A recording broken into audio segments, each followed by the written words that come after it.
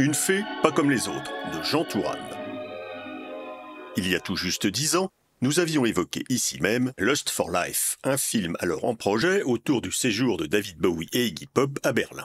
Et nous avions émis une hypothèse que, pour commencer, nous allons sans vergogne vous refourguer pendant qu'on va prendre un café. Si on confiait le rôle de David et Iggy à deux lapins, gambadant joyeusement, il suffirait de tourner Lust for Life dans l'esprit des films de Jean Touraine, cinéaste français, admettons-le, un peu oublié aujourd'hui. Alors, petit rappel, dans les années 50, Jean Touraine s'était spécialisé dans les films interprétés par de vrais lapins, ou canards, ou hamsters, et ça faisait le bonheur des bambins que Mémé pouvait emmener sans crainte à la séance du jeudi après-midi. Jean Touraine, Jean Briel de son vrai nom, avait créé un véritable studio pour animaux dans la petite ville dont il était le maire, le Val-Saint-Germain dans l'Essonne.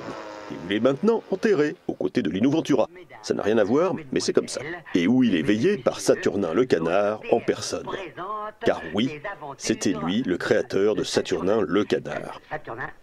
On devrait dire d'ailleurs Saturnin les canards, parce qu'on n'imagine pas le nombre de vrais canetons qu'il fallait utiliser à chaque épisode. En tout cas, Jean Touraine avait eu les honneurs des écrits de Saint-André Bazin, qui, dans les cahiers du cinéma, avait souligné que son film « Une fée pas comme les autres » était une illustration parfaite des théories du montage de Lev Kuleshov.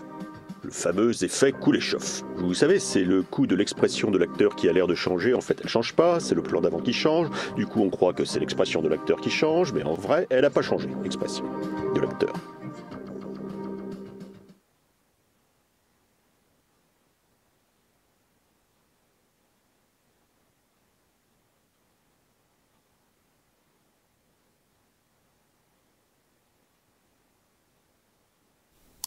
Voilà, le film sur Bowie et Iggy Pop ne s'est jamais fait.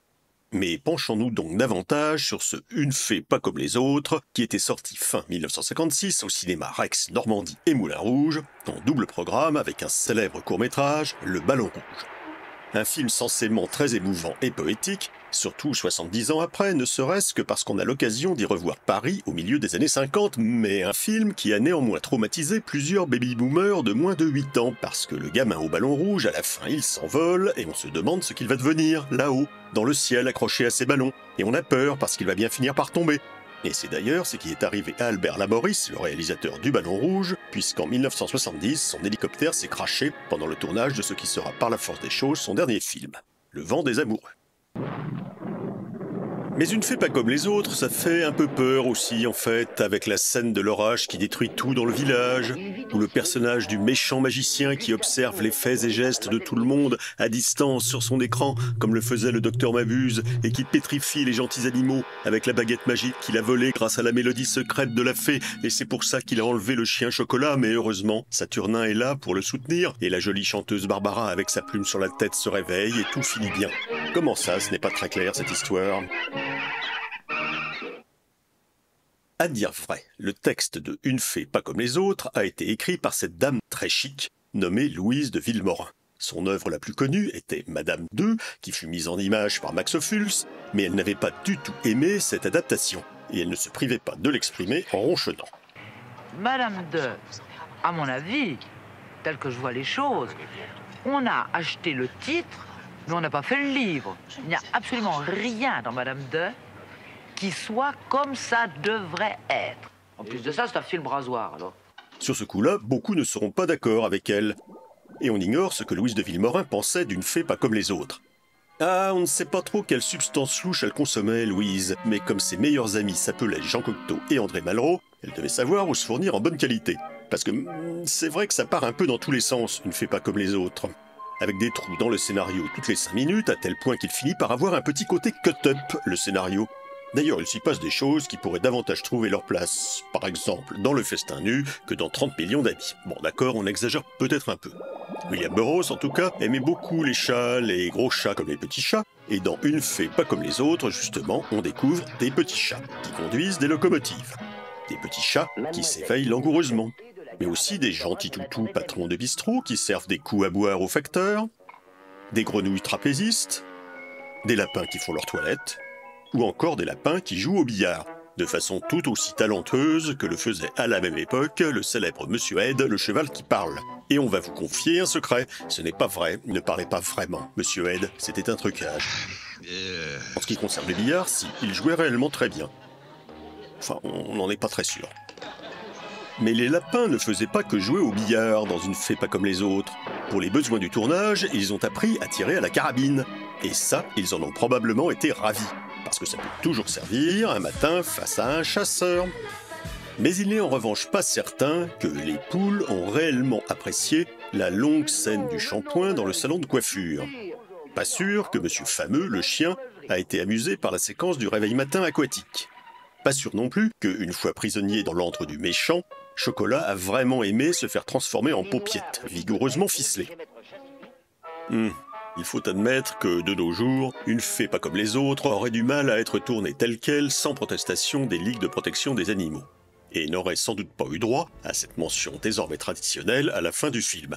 Même si c'était loin d'être la première tentative du genre. On va juste donner 2 exemples. Ce film-là, qui était l'un des 50 épisodes de la série Speaking of Animals, initié par Tex Avery, oui, le Tex Avery, en 1941.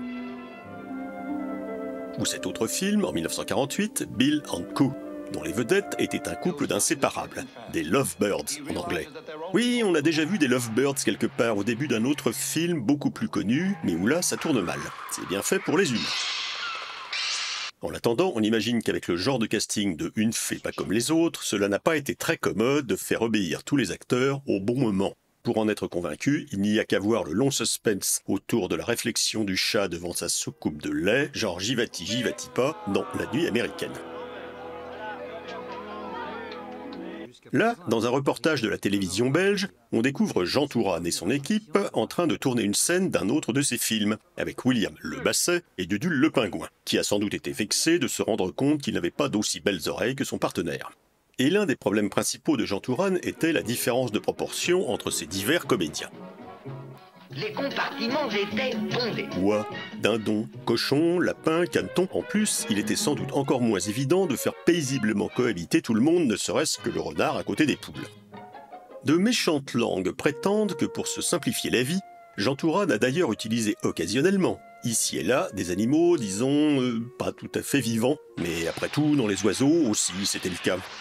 Et puis, dans Une fée pas comme les autres, on ne leur demandait pas d'être très expressifs, puisque c'est l'effet coule-et-chauffe qui faisait tout le boulot. C'est André Bazin qui l'a dit.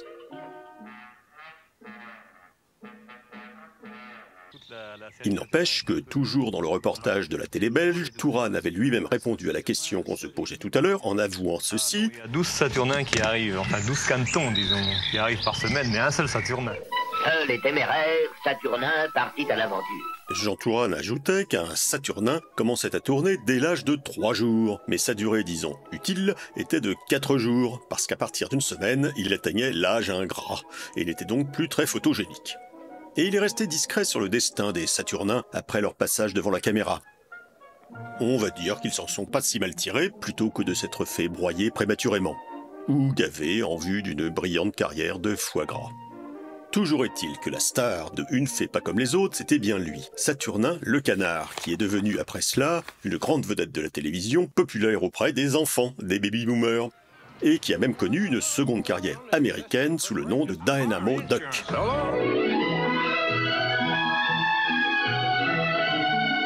Tiens, ça nous fait penser qu'il est tout de même un peu paradoxal que ce soit Robert Lamoureux qui ait été choisi pour lire le texte du film, lui, dont le sketch le plus célèbre s'appelait La chasse au canard. Et le mardi matin, le canard était encore vivant. Et si vous ne vous souvenez pas de Robert Lamoureux, c'est que vous n'étiez pas un baby-boomer de moins de 8 ans au milieu des années 50 lorsque Une fée pas comme les autres est sorti. Et le mercredi matin, le canard était encore vivant. Papa, il dit, je veux plus le voir, je vais chercher mon fusil. Et en fait, la fée, on la voit jamais. C'est normal, ça?